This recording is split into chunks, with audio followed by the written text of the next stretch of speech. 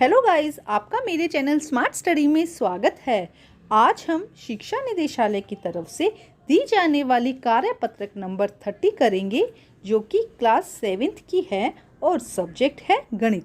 ये वर्कशीट 12 नवंबर 2021 की है। तो आइए शुरू करते हैं आज की वर्कशीट शुरू करने से पहले प्लीज़ मेरे चैनल को सब्सक्राइब कर दीजिए। तो आइए देखते हैं आज की वर्कशीट। त्रिभुज तथा उसके गुण, समकोण त्रिभुज तथा पाइथागोरस गुण। तो आइए देखते हैं क्या दिया गया है। आवश्यक पूर्व ज्ञान, समकोण त्रिभुज तथा वर्ग संख्याओं की जानकारी। तो पिछली वर्कशीट में हमने देखा था कि जब इस तरह का एंगल दिया जाता है तो उसे क्या कहते हैं हम, समकोण त्रिभुज। ठीक है, तो आइए देखते हैं आज की वर्कशीट में क्या दिया गया है। बच्चों, घर में एक स्थिति की कल्पना करते हैं जहां पर आपको एक दीवार पर टंगी एक तस्वीर, दीवार पर लगी एक तस्वीर उतारनी है जो फर्श से 10 मीटर ऊंचाई पर लगी है।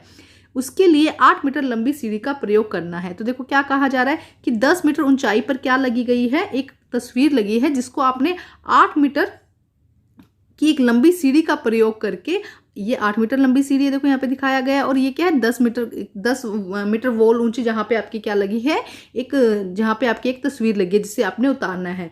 सीढ़ी को दीवार से कितनी दूर रखा जाए, सीढ़ी को दीवार से कितनी दूर रखा जाए जिससे कि यह दीवार और सीढ़ी के बीच की दूरी को ज्ञात करने के लिए हम पाइथागोरस गुण का प्रयोग करते हैं। तो आइए देखते हैं क्या लिखा गया है बेटा। देखिए, ईसा से 6वीं शताब्दी पूर्व एक यूनानी दार्शनिक पाइथागोरस ने समकोण त्रिभुज से संबंधित पाइथागोरस गुण की जानकारी दी थी। समकोण त्रिभुज में समकोण के सामने की भुजा को कर्ण कहते हैं। देखिए, समकोण, जैसे कि ये समकोण त्रिभुज है, इसके सामने की जो भुजा है, ये समकोण त्रिभुज है ना, ये समकोण कोण हुआ, 90 डिग्री का एंगल हुआ। इसके सामने जो भुजा होती है इसे हम क्या कहते हैं, कर्ण कहते हैं। इसको क्या कहा जाता है, कर्ण कहा जाता है। तो देखिए यहाँ पे देखते हैं, जो ये भुजा है इसे हम क्या कहेंगे, कर्ण। ठीक है, अब देखिए आगे क्या कहा गया है। पाइथागोरस गुण के अनुसार कर्ण पर बने वर्ग का क्षेत्रफल, जो कर्ण की भुजा है ना, ये वाली भुजा, इसका वर्ग का क्षेत्रफल, सी स्क्वायर का क्षेत्रफल इन दोनों भुजाओं के योग के बराबर होता है। तो ये बात ध्यान से समझिए बेटा, जैसे कि मैं आपको यहाँ पे समझाती हूँ। देखिए, ये क्या हुआ हमारा कर्ण, इसे हम क्या कहेंगे, कर्ण कहेंगे। और यहाँ पे हमारा 90 डिग्री का एंगल है। अब देखिए, इस भुजा का योग, मान लो अभी रफली समझाती हूँ आपको, ये 5 है, ये हमारा 3 है और ये हमारा 2 है। हम इसे समझने के लिए समझते हैं। ठीक है, तो वो ये कह रहा है कि इस भुजा का वर्ग मतलब 5 की स्क्वायर की वैल्यू कितनी होगी, इन दोनों भुजा के योग के बराबर, मतलब 3 की स्क्वायर प्लस 2 की स्क्वायर, इन दोनों के योग के बराबर अगर होती है तभी वो त्रिभुज कैसा होता है, समकोण होता है। तो आइए हम देखते हैं, जो हमने बनाया क्या वो समकोण है। यहाँ पे कितना आ जाएगा बेटा, 5 की स्क्वायर कितना होता है, 5 का वर्ग कितना होता है बेटा, 25। 3 का कितना होता है, 9। 3 का कितना होगा बेटा, 9। और जो 4 है इसका कितना होगा बेटा, बताइए कितना होगा। 2 का कितना होगा, 4। तो ये कितना आया बेटा, बताइए आप। 3 की स्क्वायर कितना हुआ, 9 हुआ। 9 और 4 ये कितना हो गया, कितना हुआ बेटा, 13 हुआ। ये एक सेकंड बच्चा, एक सेकंड, हम दोबारा देखते हैं। तो ये देखो इक्वल नहीं आ रहा है ना, तो ये इसका मतलब ये समकोण नहीं है। ये क्या, समकोण नहीं है। तो आइए देखिए दूसरा एग्जांपल के साथ समझते हैं हम। यहाँ पे देखो, ये भुजा हमें, बी भुजा कितनी दी गई है, 4 दी गई है। और ये भुजा कितनी दी गई है हमें, हम इसे ए मानते हैं। ए कितना दिया गया है हमें, 3 दिया गया है। और सी हमें कितना दिया गया है, 5। अब हम इसे करने की कोशिश करते हैं। देखिए, समझने की कोशिश करते हैं बेटा। हमें क्या कहा गया है, जो इसका वर्ग है, मतलब सी का जो वर्ग है, देखो यहाँ लिखा गया है सी का वर्ग किसके बराबर है, बी के वर्ग के और ए के वर्ग के। तो आइए देखते हैं क्या ऐसा होता है। देखिए, सी का वर्ग कितना आया, 25 आया, क्योंकि 5 की स्क्वायर है ना, इक्वल किसके, और बी की स्क्वायर कितना है, 4 की स्क्वायर, प्लस ए कितना है बेटा, ए कितना है यहाँ पे 3, तो 3 की स्क्वायर। अब 4 की स्क्वायर कितना होगा, 16 है ना, और 3 की स्क्वायर कितना होगा बेटा, 9। तो 16 और 9 25, मतलब कि ये एक समकोण त्रिभुज है। ये फॉर्मूला बेटा आपको याद करना पड़ेगा कि सी की स्क्वायर इक्वल होता है बी की स्क्वायर प्लस ए की स्क्वायर। और सी की स्क्वायर क्या है, हम इसे सी की स्क्वायर कह सकते हैं या एच कह सकते हैं इसे हम, ठीक है, हाइपोटेनस कह सकते हैं, एच कह सकते हैं। ये एक भुजा हो गई और ये दूसरी भुजा हो गई, मतलब कर्ण का जो वर्ग है वो सामने वाली दोनों भुजाओं के जोड़ के बराबर, जोड़ के वर्ग के बराबर है। ठीक है, जब अभी हम एग्जाम्पल करेंगे तो हमें अच्छे से समझ में आ जाएगा। समकोण त्रिभुज की सबसे लंबी भुजा कर्ण होती है। तो यहाँ पे ये बात ध्यान रखनी है कि समकोण त्रिभुज है जो उसकी सबसे लंबी भुजा क्या होगी, कर्ण होगी। तो आइए आगे उदाहरण से समझते हैं। देखो उदाहरण दिया गया है बेटा, यहाँ पे जो भी हमने किया वही उदाहरण है। एक त्रिभुज की 3 सेंटीमीटर 4 सेंटीमीटर और 5 सेंटीमीटर लंबी भुजाएं। एक त्रिभुज दिया गया, हमें बनाया नहीं गया, हमें बताया गया। तो सबसे पहले तो हम भुजा का माप देखते हैं। सबसे बड़ी कौन सी है? 5, उसके बाद कौन सी है? 4, और उसके बाद कौन सी है? 3। ठीक है, ये हमें भुजा दी गई है। तो हमें पता है सबसे लंबी कौन सी होती है? कर्ण, है ना। तो हम सी को क्या मानते हैं? हम 5 को क्या मानेंगे? कर्ण। तो 5 की स्क्वायर किसके इक्वल हो जाएगा? 4 की स्क्वायर प्लस 3 की स्क्वायर। ठीक है, अभी हमने यही एग्जाम्पल किया था बेटा। तो यहाँ पे कितना हुआ? 25। 5 की स्क्वायर कितना होता है? 25, और इन दोनों का स्क्वायर भी कितना हो जाएगा? 16 प्लस 9 कितना हो जाएगा? 25। तो इसीलिए कर्ण का वर्ग अन्य दोनों भुजाओं के वर्ग के योग 25 बराबर है। अतः यह एक समकोण त्रिभुज है। तो इसकी सहायता से हम क्या कह सकते हैं कि यह जो त्रिभुज था, जो दिया गया था त्रिभुज, जिसमें ये 5 बताया गया था, ये 4 बताया गया था और ये 3 बताया गया था ना, तो यह एक समकोण त्रिभुज है। यदि कर्ण का वर्ग अन्य दोनों भुजाओं के वर्गों के योग के बराबर नहीं है तो यह समकोण त्रिभुज नहीं होगा। अगर जैसे कि हमने इससे पहले एग्जांपल लिया था, हमारा यहाँ पे 25 आ रहा था और यहाँ पे हमारा 13 आ रहा था, ये दोनों बराबर नहीं है, तो इस स्थिति में क्या होगा? ये त्रिभुज जो है समकोण नहीं होगा।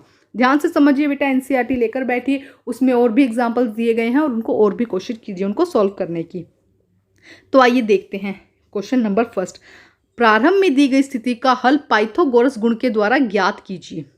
हमें प्रारंभ में स्थिति दी गई है, देखो यहाँ पे हम समझते हैं, देखो हमें दी गई है ये वाली स्थिति, मतलब जिसमें क्या कहा गया है, एक जो हमें कर्ण है वो 8 बताया गया है और जो एक साइड है हमें 10 बताई गई है, हमें ये साइड पता करनी है। तो देखो बेटा, सबसे पहले तो हमने यहाँ पे एक बात पढ़ी थी कि समकोण त्रिभुज के अंदर जो सबसे लंबी भुजा होती है वो कर्ण होती है ना। लेकिन यहाँ पे तो सबसे लंबी भुजा कौन सी हो गई? ये वाली सबसे लंबी भुजा हो गई ना। तो मतलब कि ये तो एक समकोण त्रिभुज ही नहीं है ना। फिर भी हम इसको एक बार सॉल्व करने की कोशिश करते हैं जिससे कि एकदम क्लेरिफाई हो जाए कि ये जो त्रिभुज है वो समकोण नहीं है। तो आइए करते हैं इसका आंसर बेटा हम। तो आइए देखते हैं बेटा आंसर नंबर 1। देखिए ये क्या हुआ, हमारा हाइपोटेनस, इसे हमने h माना, ये हमने माना p और इस भुजा को हमने माना b। ठीक है, ये हमने भुजाएं मान ली। अब देखिए h की स्क्वायर कितना था वहां पे? h की स्क्वायर दिया था 8 की स्क्वायर, हमने यहाँ पे लिख दिया 8 की स्क्वायर। p कितना है हमारा? 10 की स्क्वायर। p हमने 10 की स्क्वायर निकल लिया, लिख लिया, और b हमें अभी निकालना है। तो देखो क्या होगा, 8 की स्क्वायर कितना हो जाएगा बेटा? 64।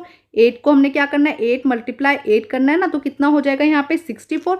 और 10 को क्या करना है? 10 को 10 से मल्टीप्लाई करेंगे तो कितना आएगा? 100। ठीक है, अब देखिए क्या होगा, जब ये हमने इसको माइनस किया तो कितना आया? -36। -36 किसके इक्वल आया? b के इक्वल आया। इस b के इक्वल क्या आया? -36। तो बेटा एक बात ध्यान रखो, माइनस में तो कोई अगर नंबर है ही नहीं, माइनस मतलब एग्जिस्ट ही नहीं करता नंबर ना, तो क्या हो जाएगा? Which is not possible. ये क्या है? यह एक समकोण नहीं है, यह है संभव। आप लिख देंगे यह है संभव नहीं है। ठीक है, आप ये लिख दीजिएगा हिंदी में ना, आप ये लिख दीजिएगा कि यह संभव नहीं है। ठीक है, हमने अभी देख लिया, तो इसमें तो सीधा ही पता चल रहा है कि कर्ण जो है वो इस भुजा से छोटा है ना। इसमें ये रीजन भी लिख सकते हैं कि कर्ण भुजा से, सामने वाली भुजा से छोटा है, वाली भुजा से छोटा है। जबकि हमने क्या पढ़ा था? हमने क्या पढ़ा था कि कर्ण की लंबाई सबसे ज्यादा होनी चाहिए, तभी वो समकोण त्रिभुज है। तो यह त्रिभुज संभव नहीं है। इसका आंसर क्या हो जाएगा? यह संभव नहीं है। तो फर्स्ट क्वेश्चन का आंसर हो जाएगा यह संभव नहीं है। अब हम करते हैं नेक्स्ट क्वेश्चन। आइए देखते हैं क्या दिया गया है बेटा नेक्स्ट क्वेश्चन। देखिए बेटा प्रश्न नंबर 2। रीना को एक समकोण त्रिभुज बनाना है, आप उसकी मदद कीजिए कि वह कौन सी माप लेकर त्रिभुज बनाए। देखो यहाँ पे 2 माप दिए गए हैं, जिसमें से हमें क्या करना है? देखना है कि समकोण त्रिभुज किस में से बनेगा। तो देखो इसके लिए पाइथागोरस का ही गुण लगेगा बेटा, जो पाइथागोरस की थ्योरम है वही लगेगी। यहाँ पे हम वही निकालेंगे, सबसे बड़ी भुजा को कर्ण लेंगे, उसके अलावा इन दोनों को जोड़ेंगे, इनके स्क्वायर को जोड़ेंगे, है ना। फर्स्ट तो हम ये करेंगे। दूसरा क्या है हमारा? दूसरा हम 10 की स्क्वायर इक्वल किसको कर देंगे हम? 8 की स्क्वायर प्लस 6 की स्क्वायर। तो जो इक्वल आएगा वही हमारा क्या हो जाएगा? आंसर हो जाएगा। तो आइए इनको सॉल्व करते हैं, देखते हैं कि इनमें से कौन सा समकोण त्रिभुज बनेगा। तो आइए करते हैं इसको सॉल्व।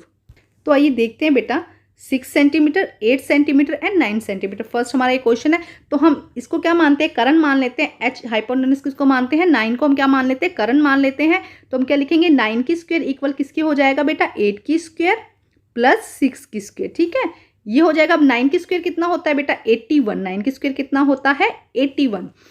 ठीक है, अब 8 की स्क्वायर कितना हो जाएगा? 8 मल्टीप्लाई 8 कितना हो जाएगा? 64। ठीक है, इसी तरह 6 को मल्टीप्लाई करेंगे 2 टाइम तो कितना आएगा? 36, है ना। हमारे पास में ये कितना आ जाएगा? 31। और इन दोनों को जब ऐड करेंगे तो कितना हो जाएगा? 100।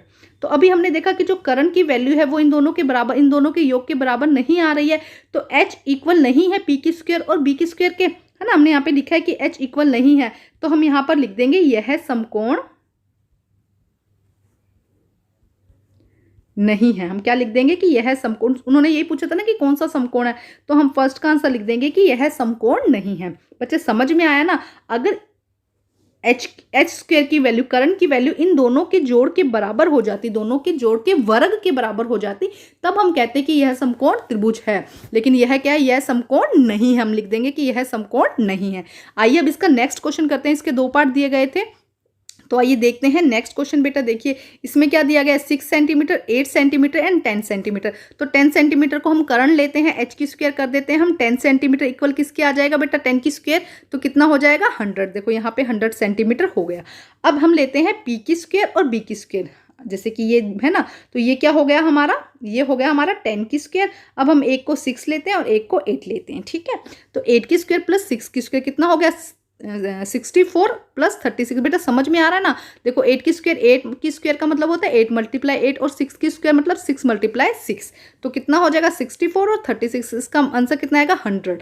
ठीक है। अब हमारे पास में देखो h की स्क्वायर इक्वल है p की स्क्वायर प्लस b की स्क्वायर। ठीक है बेटा, कुछ भी वैल्यू लिख सकते हैं आप। मैं यहाँ पे आपको देखो, ये मैंने माना है h, इसको मैंने माना है p और इसको मैंने माना है b। ठीक है, आप यहाँ पे ABC कुछ भी लिख सकते हैं। तो ये हमारा 100 आया और दूसरा भी हमारा क्या था? 100 आया था।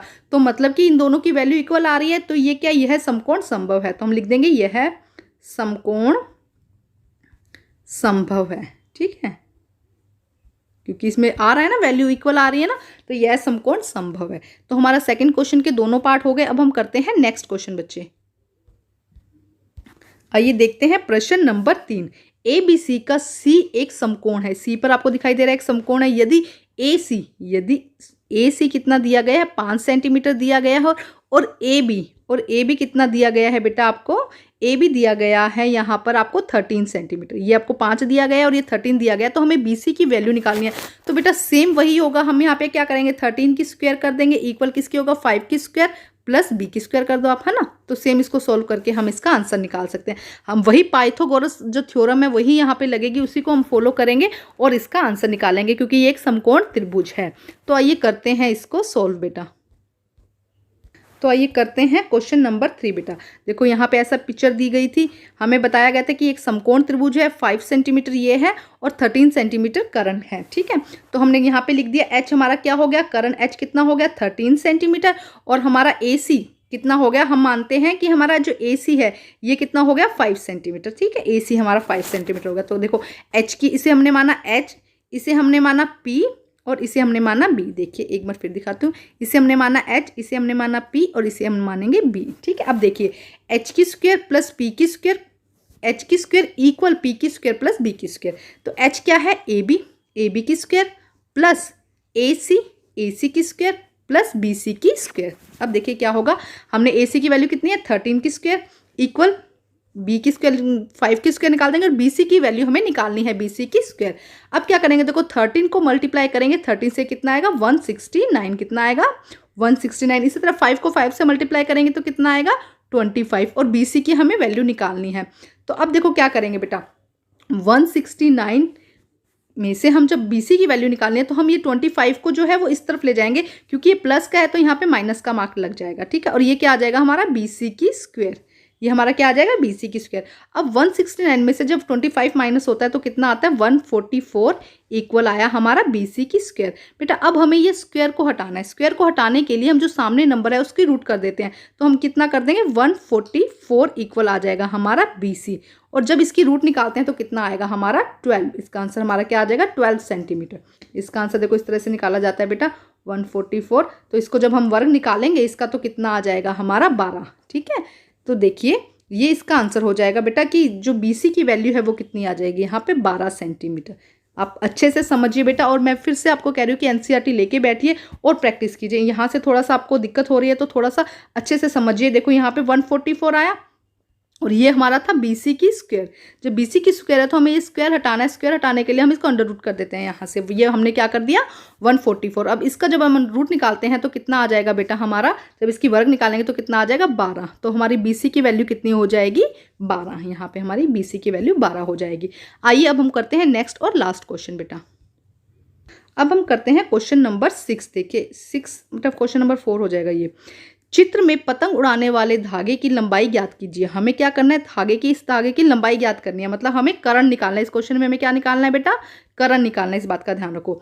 जबकि जमीन से पतंग की ऊंचाई ये कितना है, 40 सेंटीमीटर है, और यहाँ पे क्या दिया गया है, 30 सेंटीमीटर। तो सीधा बेटा कर्ण हमें इसमें निकालना है। तो आइए सोल्व करते हैं बेटा ये क्वेश्चन। तो आइए करते हैं प्रश्न नंबर 4। देखिए बेटा, ये हमारा क्या हो गया, H हो गया, ये हमारा क्या हो गया, P हो गया, और ये हमारा B हो गया। तो ठीक है, आइए हम करते हैं। तो देखिए H हमें निकालना है, हमें यहाँ से पतंग से जो इसकी धागे की लंबाई थी उसे निकालना है। तो हम क्या करेंगे, P की स्क्वायर प्लस B की स्क्वायर को करेंगे। तो P की स्क्वायर कितना है, 40 की स्क्वायर, और B की स्क्वायर कितना होगा, 30 की स्क्वायर। तो देखो 40 को 40 से जब हम गुना करते हैं, 40 को 40 से गुना करते हैं, तो कितना आता है, 1600। कितना आंसर आता है बेटा, 1600। तो हमने 1600 लिखा, 30 को 30 से गुना करेंगे तो 900। तो हमारे पास में आंसर कितना आया, 2500, है ना। तो ये था हमारा H स्क्वायर की वैल्यू। फिर से हम ये स्क्वायर हटाएंगे तो इसको क्या कर देंगे, अंडर रूट कर देंगे इसको। तो H कितना आ जाएगा हमारे पास में, 50। H कितना आ जाएगा हमारे पास में, 50। तो हम लिख देंगे कि पतंग के धागे की लंबाई, एक सेकेंड साफ साफ लिख देती हूँ बेटा मैं यहाँ। हम लिख देंगे पतंग के धागे की लंबाई कितनी है बेटा, पतंग के धागे की लंबाई 50 मीटर। ठीक है स्टूडेंट, तो ये है हमारा 4th क्वेश्चन बच्चे। ठीक है, ध्यान से करिएगा और प्रैक्टिस ज़रूरी है बेटा, और खूब सारा प्रैक्टिस कीजिए इन क्वेश्चंस की। तो बेटा आज की आपकी वर्कशीट कंप्लीट होती है। वर्कशीट कंप्लीट करके अपने टीचर से चेक कराइए, और प्लीज़ मेरे चैनल को लाइक कीजिए, सब्सक्राइब कीजिए और शेयर कीजिए। Thank you.